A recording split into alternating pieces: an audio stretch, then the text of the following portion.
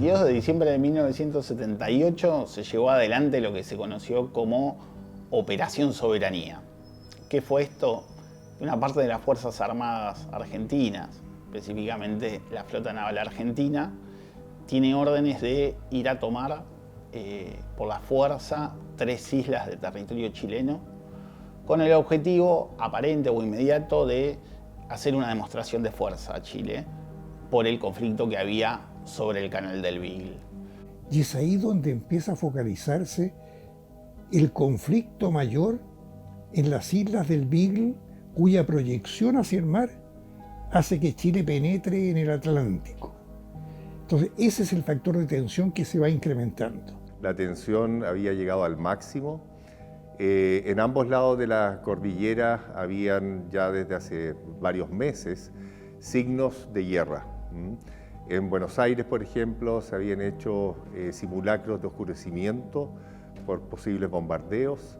En las ciudades del sur de Chile, en particular, ya se habían pintado cruces rojas sobre fondo blanco en los techos de los hospitales, por ejemplo. Entonces la tensión nos tenía en la cornisa, al borde de la guerra. Los ejércitos de Chile y Argentina estuvieron a pocos metros de distancia, frente a frente. Y a último momento, antes de iniciar la acción bélica, la Flota Naval Argentina se termina retirando. ¿Por qué pasa esto? Es producto de especulaciones, pero estaba jugando muy fuerte el Vaticano en una diplomacia más subterránea, más secreta, como es la diplomacia vaticana, que ya estaba advertida de que podía llegar a pasar una situación de esta naturaleza, y de inmediato se pusieron las alertas de este tipo de situaciones en acción, del lado chileno y también del lado argentino, y actúa como árbitro, como mediador, el mismo Papa. Manda unos días después, para la Navidad del año 78, al cardenal Zamoré, que es el enviado desde el Vaticano para tramitar la negociación de la paz, para que no se llegue a una situación de conflicto abierto, y logra, después de unos días, que en Montevideo, Argentina y Chile se sienten a poner paños fríos y tirar para adelante la negociación, haciendo que la Santa Sede, que el Vaticano, actúe como árbitro del conflicto reconocido por ambas partes. Así se pudo, por minutos o por horas, salvar la paz entre Argentina y Chile gracias a la acción rápida y eficiente del Vaticano. Tampoco seremos agresores, pero sí sabremos defender.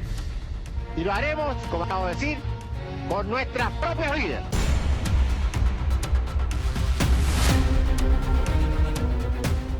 El gobierno de la primera junta creó el elemento vital para plasmar la voluntad de independencia y conquistar y asegurar la libertad de quienes se sentían capaces de dirigir sus destinos y elaborar su futuro.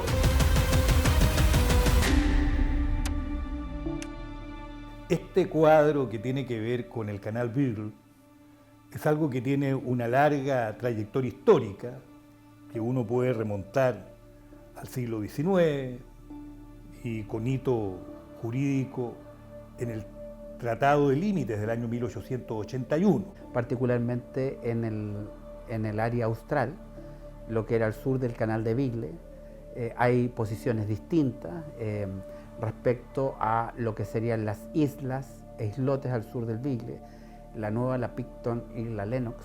Y en ese sentido podríamos decir que esta controversia dura por lo menos desde 1915. Y en el año 1881 sí hay un primer gran acuerdo que lo lleva adelante el ministro de Relaciones Exteriores argentino, que es Bernardo de Irigoyen, donde se hace un tratado por los límites con Chile, en donde se reconocen 5.000 kilómetros de frontera aproximadamente en la cordillera de los Andes, y también se define la frontera en la parte sur de lo que hoy es Tierra del Fuego y el Canal del Beagle, que va a ser de alguna manera el inicio del conflicto.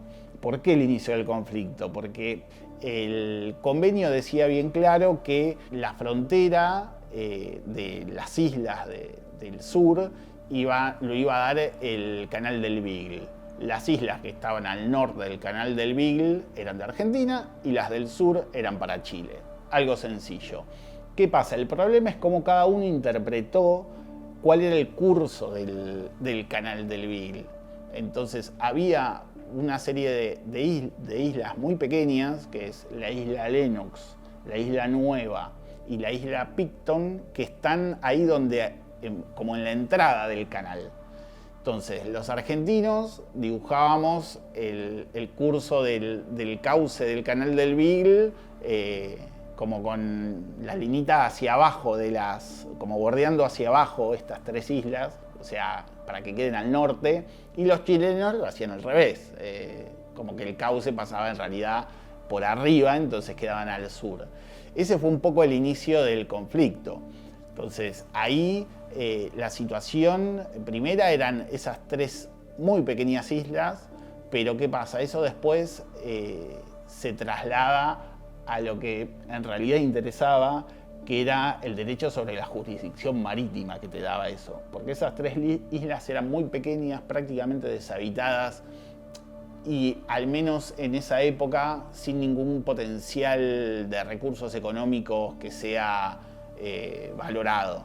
Pero lo que daba era la posibilidad de reclamar parte del territorio marítimo que bueno, lo que terminó definiéndose en 1984 fueron casi 135.000 kilómetros cuadrados de área marítima, que era lo que estaba en disputa, ¿no?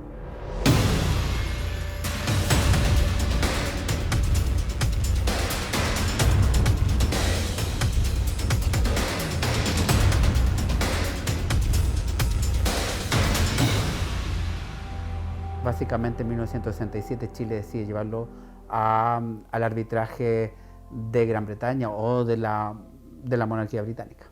Se estableció que Su Majestad Británica, para emitir el laudo, iba a ser asesorada por 5 peritos, y finalmente estas 5 personas fueron 5 jueces integrantes de la Corte Internacional de Justicia. De tal manera que el laudo que se iba a emitir era un laudo que tenía esa fuente de origen y luego, por supuesto, el sancionamiento dado por Su Majestad Británica. Esta comisión llega a una conclusión favorable a las pretensiones de la soberanía chilena sobre las islas y también sobre el mar. Lo que hace Chile es redoblar la apuesta y, además de reconocer el resultado de ese informe que le daba jurisdicción sobre estas 3 islas, lo que hace es reclamar las 200 millas marítimas que circundan a eso, lo cual venía a romper otro acuerdo anterior, que es del año 1893, que es un acuerdo por el cual ambas partes, Argentina y Chile, reconocen lo que se llamaba el principio bioceánico. Reclamar esas 200 millas de área marítima por parte de Chile rompía eso.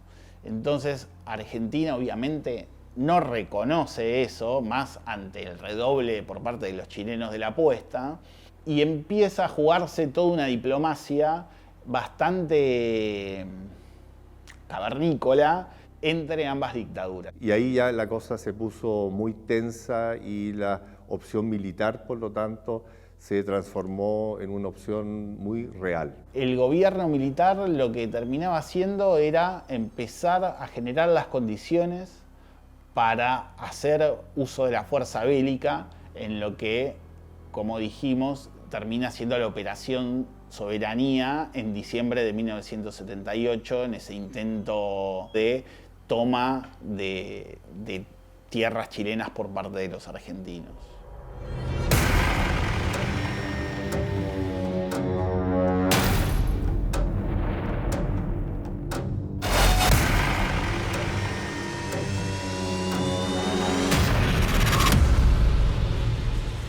contexto político en el año 78 era de dictaduras militares.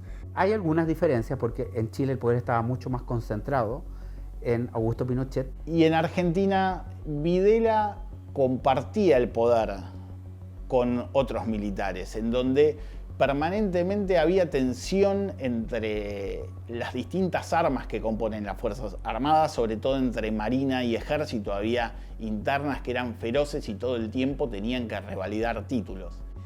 Y desde esa perspectiva, según se conoció posteriormente, en el caso argentino las opiniones oscilaban entre grupos que eran más bien los duros, que querían ir a la guerra sí o sí. Por ejemplo, el almirante Macera fue muy conocido públicamente por esa posición. En tanto había otros sectores que no querían la guerra acá en Argentina. En tanto el lado chileno fue mucho más monolítico en ese sentido, y si hubo disonancias internas, esas disonancias no salieron a la opinión pública en el caso chileno. Videla era considerado un general ortodoxo desde el punto de vista de la disciplina, poco imaginativo, poco creativo, y por lo tanto su rol era más bien de árbitro entre la Marina y la aviación. Así es que ahí había una ventaja militar de quien tenía más mando. En cuanto al contenido, era un diálogo de sordos, porque Pinochet tenía que defender la integridad del laudo arbitral que le había dado la razón a Chile. Cualquier cosa que se diera de eso iba a ser una pérdida. Y Argentina estaba luchando por algo que nunca tuvo, que era la razón del derecho. Entonces había un problema que no había por dónde ceder al principio. La tensión entre Rafael Videla y Augusto Pinochet, que son dos dictadores que ciertamente dirigen procesos de refundación nacional, ambos con un fuerte discurso nacionalista, y que por lo tanto chocan. Al ser nacionalismos que defienden en cada uno de sus países, chocan en varios aspectos, como lo que fue el conflicto del Bigle, donde tienen puntos de vista completamente contrapuestos y son poco propicios a ceder. La negociación, en el caso chileno-argentino, entre el 67 y el 77, evidentemente había avanzado poco, estaba, podríamos decir, en punto muerto, no avanzaba, pero cuando estos dos gobiernos ya ambos están en el poder, ya a partir del año 76, es mucho más difícil la negociación bilateral, y por lo tanto también es un caso de cómo el régimen político incide en una negociación por cuestiones limítrofes. Al final, el camino de negociación bilateral no fue fructífero. Igual fue necesario un arbitraje que devino en una mediación, la de mediación del Estado Vaticano, que finalmente logra que se coloquen de acuerdo. Pero esto fue como una última opción que definitivamente se pensó en algún momento que tampoco iba a dar resultados.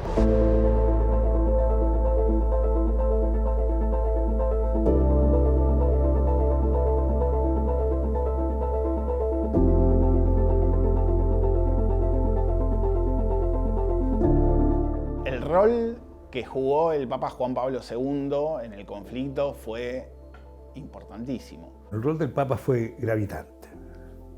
Creo que colaboró enormemente con la paz, y eso es algo que tenemos que agradecer. Es el papel de la diplomacia vaticana, que es una de las más antiguas del mundo, vigente, y que de alguna manera, considerando que se trataba de dos pueblos cristianos, voy a decir más específicamente, de tradición católica, no correspondía una beligerancia tan directa, una guerra fratricida, y que por lo tanto todos los esfuerzos se colocaron en un entendimiento. Esto fue una mediación, un arbitraje.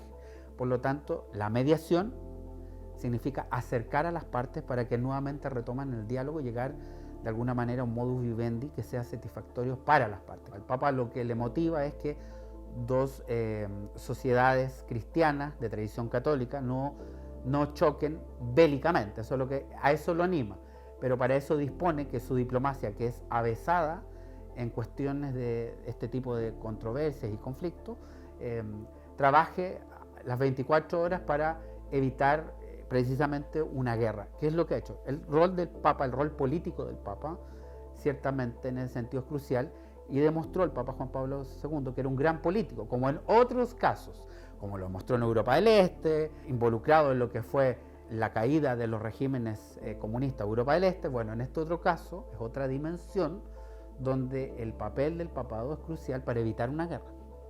Después de que se produce la operación frustrada, Operación Soberanía, y que interviene como árbitro del conflicto el Vaticano, de la mano del cardenal Zamoré, que es el enviado del Vaticano, que juega un rol importantísimo, se firma un acta de acuerdo en el que se reconoce como árbitro al Vaticano para resolver el conflicto, para que lo estudie y tome una resolución.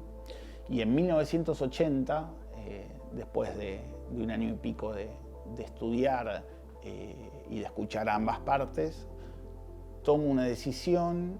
Las Islas Pictos Nueva Ilenos, como decía el laudo, para Chile, y con respecto a la proyección de las islas, tomó una franja de mar a la salida de la desembocadura del canal Beagle, que lo llamó el Mar de la Paz, la mitad para Argentina, la mitad para Chile. Pronto se vio que eso iba a ser otro foco de conflicto, y al final simplemente quedó una porción para Chile, que era una salida limitada al mar, y el resto cayó dentro del principio bioceánico argentino. El Tratado de Paz y Amistad es el que podríamos decir concluye lo que es la diferencia en torno a el conflicto del Beagle.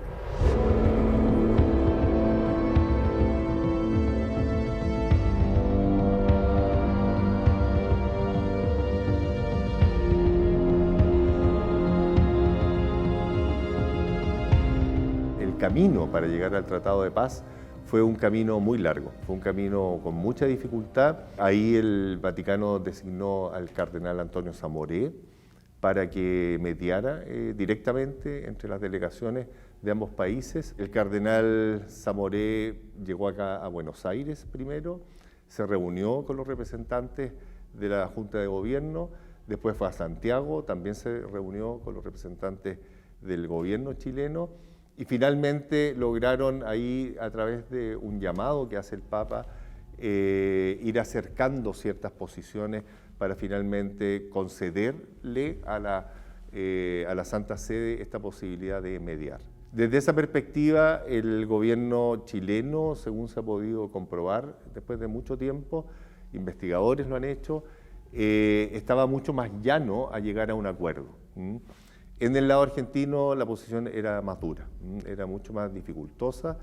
Había sectores militares que estaban muy favorables a una posibilidad de guerra, pero finalmente ahí las habilidades diplomáticas del cardenal Antonio Zamoré lograron ir convenciendo paulatinamente al sector argentino en particular de los beneficios que tenía una mediación.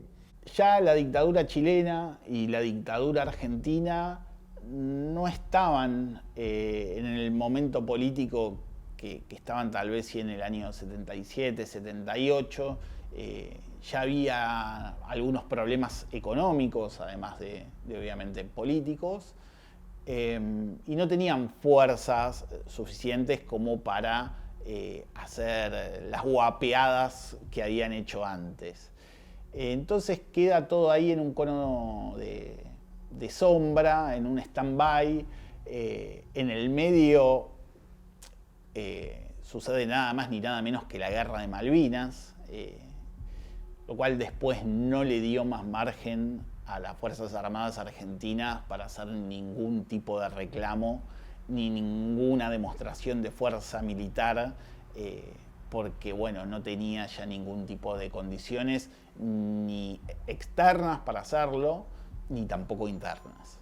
Entonces dejaron, después de Malvinas, que digamos, de alguna manera patearon la pelota para adelante y dejaron que lo resuelva el próximo gobierno democrático.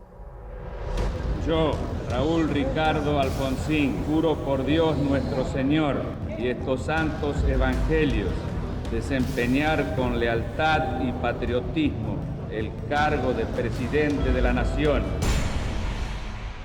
En 1983, el 10 de diciembre, asume Raúl Alfonsín y se encuentra con una situación irresuelta que tiene que ver con el conflicto por el canal del Beagle en Chile. Lo que intenta Raúl Alfonsín es trazar una línea entre lo que es la dictadura y lo que es la democracia. Para Alfonsín, la dictadura era la muerte y la guerra, y la democracia era la vida y la paz. Para Alfonsín, la dictadura era una diplomacia secreta, acuerdos a espalda del pueblo en un cono de sombra, y la democracia tenía que ser lo contrario, tenía que ser un pueblo informado y las decisiones en manos del pueblo. Es por eso que lo primero que hace el gobierno democrático es hacer un acuerdo con el gobierno chileno, todavía estaba la dictadura de Pinochet, como para tratar de llegar a un acuerdo en donde se deje de lado la propuesta del Papa esta de la zona económica compartida, el área marítima compartida, porque consideraban los dos que era inviable y que iba a ser foco de nuevos conflictos y reclamos de ambas partes. Una vez sellado el acuerdo, lo que se hace es hacer un nuevo acuerdo en donde quede mucho más claro cuáles son las jurisdicciones de soberanía de cada uno de los países para que en el futuro no haya nuevos conflictos. Llegando al poder con los militares absolutamente desprestigiados por la derrota en la guerra de las Malvinas, trató de hacerlo rápido. Esto hay que aceptar la propuesta papal, y para Alfonsín eso había que aceptarlo rápido. Pero se encontró con que la política argentina también es complicada, o sea, la política democrática, la política en tiempos de democracia representativa. Por lo tanto, tuvo que postergarlo desde el año 82 al 84, previo plebiscito. Y el resultado fue muy contundente. Más del 82% de los votantes estuvieron a favor del acuerdo de Argentina con Chile. La gente quería que se aprobara la propuesta del Papa, pero después, cuando se discutió el tratado, fue por pocos votos. Entonces se cubrió la espalda de Alfonsín con el plebiscito y después tenía por el tratado aprobado por el Congreso, ¿no?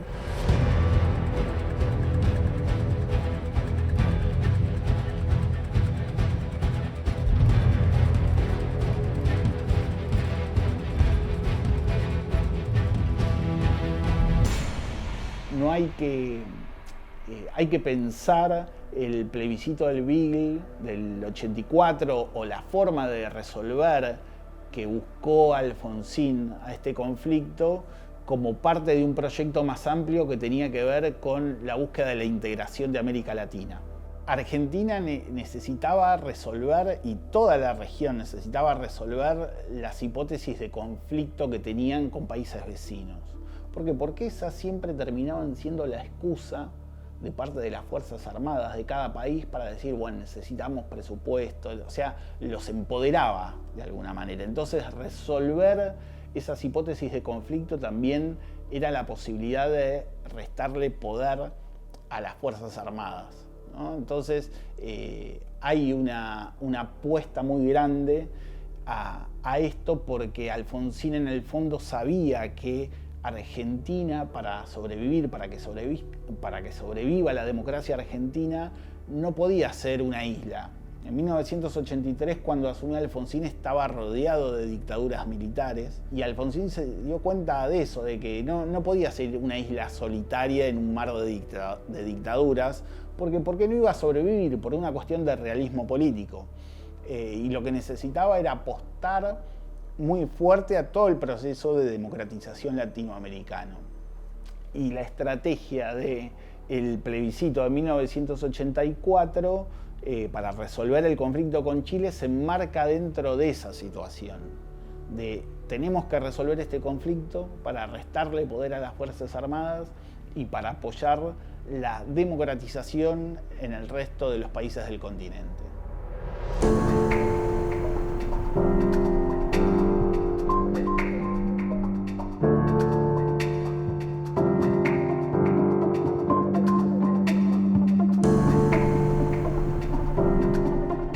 El conflicto se resuelve cuando la mediación logra que las partes cedan en alguna de sus exigencias. Argentina cede en el hecho que finalmente reconoce que las islotes al sur del Canal de Beagle son chilenas y por lo tanto la Picton, la Nueva y la Lennox son soberanía chilena. Cede en ese punto, que era algo que decía que no era así. Y Chile cede en que renuncia a la proyección marítima de estas islas. Esa mutua cesión es la que cristaliza un acuerdo. Para facilitar esas condiciones está el papado o la diplomacia vaticana, más que el papado, la diplomacia vaticana. Y ciertamente, cuando ya ocurre este mutuo reconocimiento de cesiones y de aceptación de aquellas, se va a la parte final, que es primero firmar un tratado que va a ser ratificado por sus legislativos. Ambas partes tuvieron que ceder, sobre todo porque el fallo arbitral de la corona británica no había sido aceptado por Argentina. Así que esa fue la historia, o sea, una historia con muchos obstáculos, con muchas dificultades, en donde, gracias a Dios, literalmente, con la mediación de la Iglesia Católica desde el Vaticano, nuestros países pudieron firmar este tratado que este año está cumpliendo 40 años.